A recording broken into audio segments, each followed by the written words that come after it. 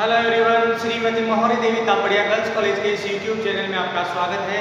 आज हम chemistry class में जो टॉपिक आपके डिस्कस करने वाले हैं वो आपकी है magnetic properties of transition elements. जो आपके संक्रमण तत्व हैं उन संक्रमण तत्वों की जो अपन बात करें जो है मैग्नेटिक प्रॉपर्टी कहते हैं या चुंबकीय गुण हैं उसके बारे में आज इस वीडियो में अपन बात करने वाले हैं।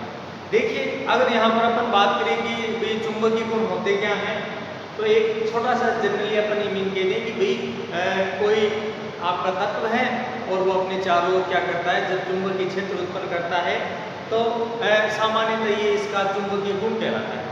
अब इसमें अपन इसको कोरिलेट करेंगे आपके ट्रांजिशन एलिमेंट से रिलेटेड और फिर इनमें बात करेंगे कि भाई ये किस तरह के जो चुंबकीय गुण हैं वो क्या करता है, प्रदर्शित करता है। तो स्टार्ट करते हैं आज का अपना वीडियो। और वीडियो में बात करते हैं कि परमाणु के अंदर आपको पता है कि क्या होते हैं, इलेक्ट्रॉन और प्रोटॉन होते हैं। तो यहाँ पर आपके जो न्यूट्रॉन है तीनों स्थित होते हैं। तो यहाँ पर जो चीज़ बताई गई है कि परमाणु में जो ऋण आवेशित जो इलेक्ट्रॉन है सामान्यतः कि अपन कह सकते हैं कक्षीय गति और अपने ही अक्ष पे जो चक्रण होता है कि एक तो कक्षीय गति, दूसरा अपने ही अक्ष पे चक्रण जब आपका इलेक्ट्रॉन करता है और चुंबकीय क्षेत्र उत्पन्न कर देता है। क्या करता है, अपने जो है ये क्या करेगा, बाहर में चुंबकीय क्षेत्र क्या कर देता है, उत्पन्न कर देता है, जिससे पदार्थ है वो एक छोटे चुंबक की तरह क्या करने लग जाता है, व्यवहार करने लग जाता है। कब, जब आपका इलेक्ट्रॉन क्या कर रहा हो, या तो कक्षीय गति प्लस इसमें अपने एक्स पे क्या हो रहा है, चक्रण हो, तो इसकी वजह से क्या है, इसमें चुंबकीय गुण है वो उत्पन्न हो जाते हैं और जो पदार्थ है उसमें चुंबकीय गुण आपके आ जाते हैं। यहाँ पर क्या बताया गया है कि इलेक्ट्रॉन के द्वारा जो चुंबकीय क्षेत्र उत्पन्न किया जाता है उसमें यह बताया गया है कि सामान्यतः ये दो प्रकार से क्या किया जाता है, उत्पन्न किया जाता है। मतलब अपन क्या कह सकते हैं कि भाई कोई इलेक्ट्रॉन है, इस इलेक्ट्रॉन के अंदर जो आपके चुंबकीय गुण है, ये चुंबकीय गुण है, ये आपको दो गतियों के कारण क्या कहते जो है आपके, एक तो कक्षीय गति कि कक्ष में क्या कर रहे हैं इलेक्ट्रॉन आपके गति कर रहे हैं, उसकी वजह से। दूसरी बात करें कि भाई अपने एक्स पर तो इलेक्ट्रॉन क्या कर रहा है, अपने एक्स पे चक्र, तो इसकी वजह से क्या देखने को मिलता है कि जो इलेक्ट्रॉन है वो क्या उत्पन्न करता है, चुंबकीय क्षेत्र उत्पन्न करता है। जब चुंबकीय क्षेत्र उत्पन्न होता है तो उसके द्वारा चुंबकीय आघूर्ण बनाया जाता है। क्या बनाया जाएगा, यहाँ पर चुंबकीय आघूर्ण उत्पन्न किया जाता है, जिसको अपन सामान्यतः क्या है, म्यू के द्वारा प्रदर्शित करते हैं।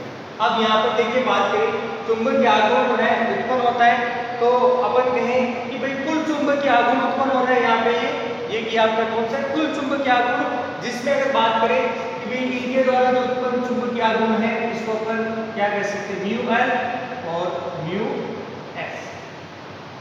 ये स्पिन हो गया यहाँ पे और यहाँ पर ये क्या हो गया, आपका जो ऑर्बिटल के अंदर आपका जो कक्षक गति करता है। दो प्रकार से अपन ने कहा दिया कि भाई ये आपके व्यवस्थित होता है, एक तो आपके कौन सी गति होगी, कक्षीय गति, और दूसरी चक्रण। अब यहाँ पर क्या बताया गया कि आपका कुल चुंबकीय आघूर्ण है उसकी अगर यहाँ पर बात करें तो सामान्यतः ये mu L plus mu S B M. अब यहाँ पर देखिए अपने पास एक फॉर्मूला आ गया कि कुल चुंबकीय आघूर्ण है वो किसी परमाणु के अंदर एक तो जो इलेक्ट्रॉन है उसकी कक्षीय गति के कारण और दूसरा उसके अपने एक्स पे चक्रण के कारण क्या उत्पन्न होता है, कुल चुंबकीय आघूर्ण उत्पन्न किया जाता है। यहाँ पर एल ये हो गया आपके कक्षीय चुंबकीय आघूर्ण कहते हैं और यहाँ पर ये कैसा है जो है अपन कह दें इसके लिए चक्रण चुंबकीय आघूर्ण कह सकते हैं। इसको क्या कह दिया, चक्रण चुंबकीय आघूर्ण और ये कक्षीय चुंबकीय आघूर्ण बोल सकते हैं। अब यहाँ पर एक चीज सुनिए कि सामान्यतः इलेक्ट्रॉन है ये अत्यंत सूक्ष्म मात्रा में होता है, तो चुंबक की तरह ये भी क्या करने लग जाता है, आपके व्यवहार करने लग जाता है। मतलब अगर अपन इलेक्ट्रॉन के लिए काउंट करते हैं तो इलेक्ट्रॉन के द्वारा भी क्या बताया जाता है, चुंबकीय क्षेत्र उत्पन्न किया जाता है। सामान्यतः चुंबकीय क्षेत्र को प्रदर्शित करने के बाद अपन इसमें जो इसकी यूनिट है यानी किसके लिए लिख रहे हैं, चुंबकीय आघूर्ण के लिए, तो बोर मैग्नेट्रॉन है उसके द्वारा क्या किया जाता है, इसको प्रदर्शित किया जाता है। और सामान्यतः अगर बोर मैग्नेट्रॉन के बारे में लिखें तो यहाँ पर इसकी एक वैल्यू दे रखी है, वैल्यू दे रखी EH/4πmc दे रखा है। क्या दे रखा है, EH/4πmc। इस आधार पर क्या है आपका जो बोर मैग्नेट्रॉन है इसकी वैल्यू को लिखा जाता है। अब इसके अलावा बात करें कि भाई यहाँ पर आपने कहा कि जो चुंबकीय आघूर्ण है ये क्या है, उत्पन्न होगा किसकी वजह से, अपन परमाणु के अंदर डिस्कस कर रहे हैं तो किसकी वजह से देखने को मिलेगा, इलेक्ट्रॉन की वजह से। अब ये तो जनरल अभी जो बात की ये तो सभी परमाणुओं के लिए लागू होती है। अब बात करते हैं अपना, क्योंकि मेन टॉपिक तो अपने ट्रांजिशन तत्वों से था, तो यहाँ पर ट्रांजिशन या संक्रमण तत्वों के लिए बात करें। संक्रमण तत्वों की अगर यहाँ पर अपन बात करते हैं तो यहाँ पर जो बताया गया है कि भाई इनमें क्या है, इलेक्ट्रॉन कहाँ होते हैं, n-1d उपकोष। इन उपकोष में क्या उपस्थित होता है, आपका इलेक्ट्रॉन उपस्थित होता है। लेकिन यहाँ पर बताया गया है कि सामान्यतः ये जो आपका n-1d वाला द्विकोष है ये सामान्यतः क्या है, इसके जो इलेक्ट्रॉन है किस पर होते हैं, सतह पर उपस्थित होते हैं। क्या है भाई, सतह पर उपस्थित होते हैं। और सतह पर उपस्थित होने के कारण ये क्या है, जो आपका बाहरी वातावरण है, बाहरी वातावरण है इसकी वजह से क्या होगा, ये प्रभावित होता है। बाहरी वातावरण से क्या होगा, ये प्रभावित होगा, जिसके कारण देखने को क्या मिलता है कि आपका जो इलेक्ट्रॉन कौन सी गति कर रहा है, जो कक्षीय गति करता है, इस गति को क्या कर दिया जाता है, उपेक्षित कर दिया जाता है, या फिर कहते हैं नगण्य मान लिया जाता है। इसकी वजह से इलेक्ट्रॉन बाहरी सतह पर उपस्थित है। तो अब बाहरी वातावरण से भी क्या होता है कि भाई यहाँ पर डी कक्षीय में इलेक्ट्रॉन है जो है आपके उसकी वजह से क्या है, आपका डिस्टर्बेंस आता है। तो यहाँ पर क्या देखने को मिलता है कि यहाँ के इलेक्ट्रॉन किससे प्रभावित होते हैं, बाहरी वातावरण से प्रभावित होते हैं, इसलिए कक्षीय गति क्या हो जाती है, कम हो जाती है, नगण्य हो जाती है। अब सुनना, अपन ने यहाँ पर कहा कि इसकी कक्षीय गति को क्या कर दिया, नगण्य मान ले गया। किसके लिए भाई, अपन n-1d उपकोष जो संक्रमण तत्व है, उन संक्रमण तत्वों के इलेक्ट्रॉन जो किस तरह रहेंगे, सतह पर उपस्थित होते हैं इलेक्ट्रॉन। अभी यहाँ पर इलेक्ट्रॉन है ना, ये इलेक्ट्रॉन क्या है आपके इसमें सतह पर उपस्थित होते हैं। तो सतह पर उपस्थित होंगे तो आपको बाहरी वातावरण से ये इलेक्ट्रॉन प्रभावित होते हैं और कक्षीय गति क्या कर दी जाती है, उपेक्षित कर दी जाती है। इसलिए सामान्यतः जो अपने कक्षीय गति है ये तो नगण्य होगी, प्लस यहाँ पर इसके द्वारा जो है जो दूसरी गति है वो किसमें, अपने अक्ष पर क्या किया जाता है, चक्रण किया जाता है। और इसके लिए अपन बात करें तो सामान्यतः इसको अपन इस तरह से लिख दें,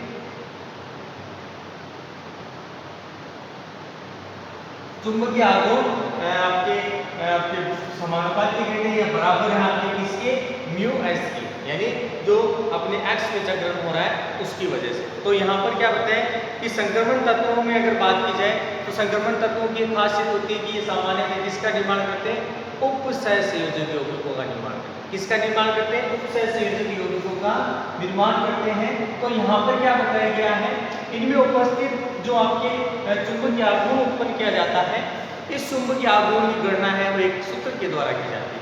अब सूत्र के बारे में देख रहे हैं, देखिए एग्जाम के हिसाब से बात करें सूत्र बहुत ज़्यादा इम्पोर्टेंट है कि भी ये किस तरह से होता है, किस तरह से लिखा जाता है, या फिर इसमें जो आपके जो स्पिन हो रहा है उस स्पिन की जो चुंबकीय आघूर्ण है वो ज्ञात करनी हो तो उसके लिए सूत्र काम में जाता है।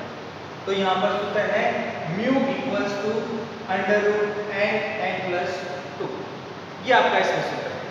अब यहाँ पर बात करें n हमेशा याद रखना है, n यहाँ पर है अयुग्मित इलेक्ट्रॉन की संख्या। अयुग्मित का मतलब है कि अपन यहाँ पर किसके लिए बात करेंगे, जो अनपेयर्ड इलेक्ट्रॉन है उसके लिए बात करेंगे, ठीक है। और डी ब्लॉक के जो एलिमेंट्स हैं उनके लिए एक सारणी ले रहे हैं, अपन उस सारणी से इस सूत्र की जो सत्यापन करेंगे, प्लस इसमें देखेंगे कि चुंबकीय आघूर्ण किसके द्वारा उत्पन्न होता है, किसके द्वारा नहीं उत्पन्न किया जाता। तो यहाँ पर एक टेबल से समझेंगे इस चीज को। और साथ में देखिए आपको एक चीज को ध्यान रखनी है कि जितने भी डी ब्लॉक के एलिमेंट्स हैं उनके जो इलेक्ट्रॉन हैं सतह पर होते हैं, इसलिए कक्ष की गति उनमें उपेक्षित या नगण्य कर दी जाती है। अब देखिए इधर मैं टेबल बना रहा हूँ। सबसे पहले लिख रहा हूँ अयुग्मित इलेक्ट्रॉन की संख्या, इसमें अयुग्मित इलेक्ट्रॉन की संख्या कितनी है। फिर बात करें आयन की, जो अपन आयन का चुंबकीय मान है वो लिखेंगे, मतलब यहाँ पर ऑक्सीडेशन स्टेट से रिलेटेड आपका होगा, ठीक है। फिर बात करते हैं कि इसका जो परिकलित चुंबकीय आघूर्ण है,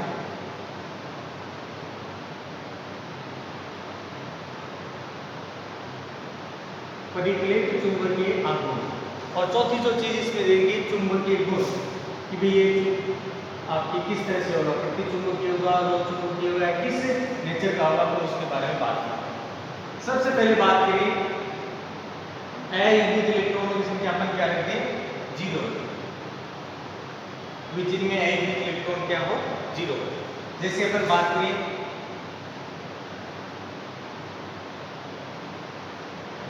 स्कैंडियम +3, टाइटेनियम +4 और जिंक +2। इनके लिए जब चुंबकीय आघूर्ण की गणना की गई तो सामान्यतः इनके लिए चुंबकीय आघूर्ण का मान 0 प्राप्त होता है। यहाँ पर देखिए बाद में बोर मैग्नेट्रॉन के रूप में मान लिखा है, तो इसमें ये आ गया। अब कोई चुंबकीय गुण उत्पन्न नहीं हो रहा तो कैसा हो गया प्रति चुंबकीय।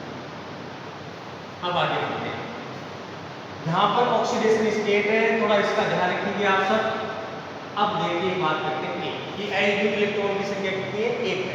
तो इसके लिए बात करें तो Ti +3 एक अयुग्मित इलेक्ट्रॉन है, V+4 वेनेडियम और इसी तरह से बात करें कॉपर +2। इनके लिए जब गणना की गई तो इनमें अयुग्मित इलेक्ट्रॉन की संख्या कितनी है 1 है। इसका मीन यहाँ पर अपन अंडर रूट में मान रखेंगे 1 और फिर 1 से मल्टीप्लाई +2, तो यहाँ पर क्या हो जाएंगे जो है 3 है और 3 का मान निकाल देंगे, ठीक है। तो यहाँ पर ये मान आ जाएगा आपके, तो यहाँ पर लिख देंगे 1.73। ये बोर मैग्नेट्रॉन का क्या आ जाता है मान है, ठीक है। अब सुनना, अपन ने वैल्यू रख के ये मान निकाला है और आगे भी एक अपन गुण की बात करेंगे इसमें। अब ये पदार्थ कैसा हो गया अनुचुंबकीय प्रकृति, क्योंकि चुंबकीय आपको कुछ ना कुछ है तो उसका मतलब वो अनुचुंबकीय पदार्थ। अब बात करते हैं जब इलेक्ट्रॉन की संख्या अयुग्मित की 2 है, जिससे आपकी Pi+2। इसी तरह से भी है बात करें V+3। इसके अलावा बात करें तो Ni+2। देखिए अपन इससे रिलेटेड एक एग्जांपल करेंगे, उससे आपको क्लियर समझ में आएगा कि यहाँ पर अगर Ti है ना, इसका मीन यह है कि 2 इलेक्ट्रॉन तय किए हैं, यहाँ पर 3 इलेक्ट्रॉन तय किए हैं, यहाँ पर 4 इलेक्ट्रॉन तय किए हैं, ठीक है। ये स्थिति है यहाँ पर। तो यहाँ पर अब बात करें तो यहाँ पर 2.8 ये माना गया और ये कैसे हो गया अनुचुंबकीय। इसी तरह से 3 अयुग्मित इलेक्ट्रॉन लेंगे तो यहाँ पर Vi+2 Cr+2, मतलब इनमें आपको अयुग्मित इलेक्ट्रॉन संख्या में कितने मिलेंगे 3 मिलेंगे। Co+2 जब इनका मान देखा गया तो लगभग मान आता 3.87 और ये अनुचुंबकीय। इसी तरह से बात करें आपका 4 अयुग्मित इलेक्ट्रॉन उपस्थित है, जैसे Cr+2 इसमें Mn+3, कौन सा Mn+3। इसी तरह से बात करें Fe+2 और एक को लिख लिया Ol+2, तो 3। यहाँ पर जब इसका मान देखा गया तो 4.92 के लगभग आता है, या 90 लिख लो। इसी तरह से L की इलेक्ट्रॉन की संख्या कितनी हो, 5 हो, तब यहाँ पर देखिए Mn+2 Fe+3 और यहाँ पर मान आ गया इसके लिए 5.92 और प्रकृति होगी अनुचुंबी। अब इस टेबल को समझना है। इस टेबल के अंदर जनरली अपने ये सारी बहुत सारी ऑक्सीजन अवस्था वाले यौगिक लिखे हैं, जिनमें शून्य ऑक्सीजन अवस्था होगी या फिर अयोग्य इलेक्ट्रॉन की संख्या कहते हैं, तो उनमें इस तरह की ऑक्सीजन अवस्था होगी और सामान्यतः प्रतिचुंबक होगी। जैसे जैसे अयोग्य इलेक्ट्रॉन की संख्या बढ़ती है, मतलब तो यहाँ पर ये एग्जाम्पल है जिनके अंदर ये स्थिति देखने को मिलती है। और इसकी वजह से होता यह है कि यहाँ पर ये जो स्थिति उत्पन्न हुई है, इसकी वजह से अलग अलग तरीके के सहसंयोजक यौगिकों का निर्माण किया जाता है और उसके आधार पर प्रतिचुंबकीय, अनुचुंबकीय, लोह चुंबकीय उन पदार्थों की गुणों की व्याख्या क्या है की जाती है। अब यहाँ पर एक एग्जाम्पल देखते हैं। देखिए एग्जाम्पल है, उसी से समझेंगे कि भाई ये जो मान अपन ने लिख रखे हैं वास्तविकता में ऐसा कुछ होता है या अपन जैसे आपके हाइपोथेटिकली मान रखा है। तो यहाँ पर चुंबकीय आघूर्ण की बात करते हैं। एक बहुत इंपॉर्टेंट आपके नाम आपके कॉम्प्लेक्स है, इसका प्रयोग बहुत बार पूछा जाता है कि Ni+2 की या Ni+2 का चुंबकीय आघूर्ण ज्ञात है। अब यहाँ पर सुनना है, ये जो चीज लिखी हुई है यहाँ पर अपन अगर बात करें तो Ni+2 है, तो सबसे पहले अपन बात करें इसमें तो आपके पास क्या होना चाहिए, निकल है उसका परमाणु क्रमांक नहीं याद है तो इलेक्ट्रॉनिक विन्यास कोई एक होना चाहिए। तो ये हो गया 28 और इलेक्ट्रॉनिक कॉन्फ़िगरेशन 3d8 4s2 क्या है, ये आपका इलेक्ट्रॉनिक विन्यास है। अब इसमें क्या करते हैं अपन, जो इलेक्ट्रॉन है उनकी व्यवस्था बताते हैं कि बीच में इलेक्ट्रॉन किस तरह से हो सकता है। तो यहाँ पर 3d8 और ये आपका 4s बाहर का, ये 4s है, ये आपका 3d8। अब यहाँ पर देखिए भाई निकल की ऑक्सीजन अवस्था अपन ने यहाँ पर तो कोई चेक करनी है नहीं, क्योंकि अपन तो इलेक्ट्रॉनिक विन्यास लिखा है इसका और इसमें ये इसका ऊर्जा आरेख हो गया। अब यहाँ पर Ni+2 के लिए इलेक्ट्रॉनिक कॉन्फ़िगरेशन की बात करें तो Na+2 ऑक्सीजन अवस्था का मतलब है कि दो इलेक्ट्रॉन का क्या कर दिया गया है, दो इलेक्ट्रॉन इसने क्या कर दिया, ताक दिया। तो अब यहाँ से पर बात करें कि दो इलेक्ट्रॉन कौन से त्यागेगा, तो यहाँ पर जो इसका इलेक्ट्रॉनिक कॉन्फ़िगरेशन है कौन सा हो जाता है, 646 मतलब इसका 4s जो बाहरी कक्षक है, इलेक्ट्रॉन सबसे पहले इन्हीं से क्या होगा, बाहर निकलेगा, इन्हीं से बाहर निकल गया इलेक्ट्रॉन। अब यहाँ पर दूसरी, अब यहाँ पर आपको समझ आया कि अयोग्य इलेक्ट्रॉन की संख्या कितनी बची है।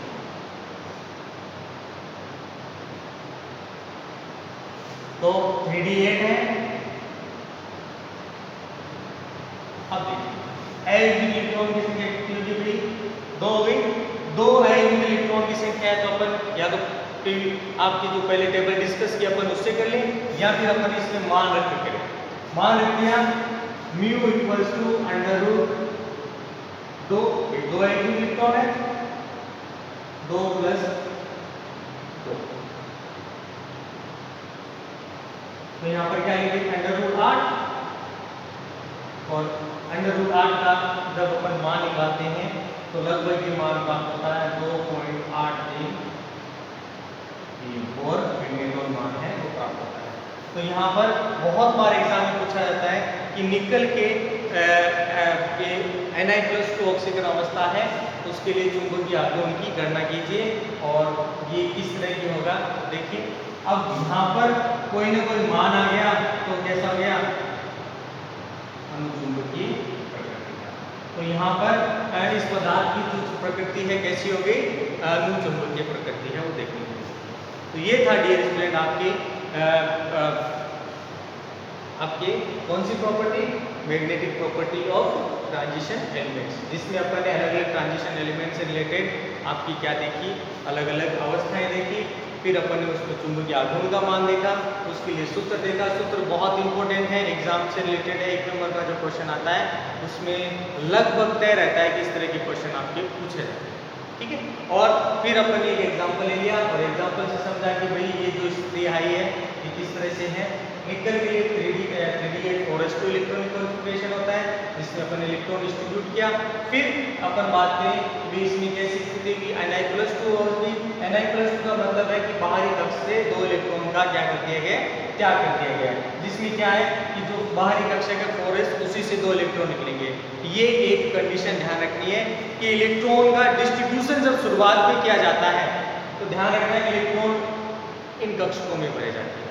मतलब डी कक्षक है उसमें अपन कहते हैं ना कि जब अपन डी ब्लॉक के भरे कि आंशिक भरा हुआ जो कक्षक है, ठीक है, जब कैसा हो आपके जो है डी कक्षक है वो कैसा आंशिक भरा हुआ, वो डी ब्लॉक के एलिमेंट्स कहलाते हैं।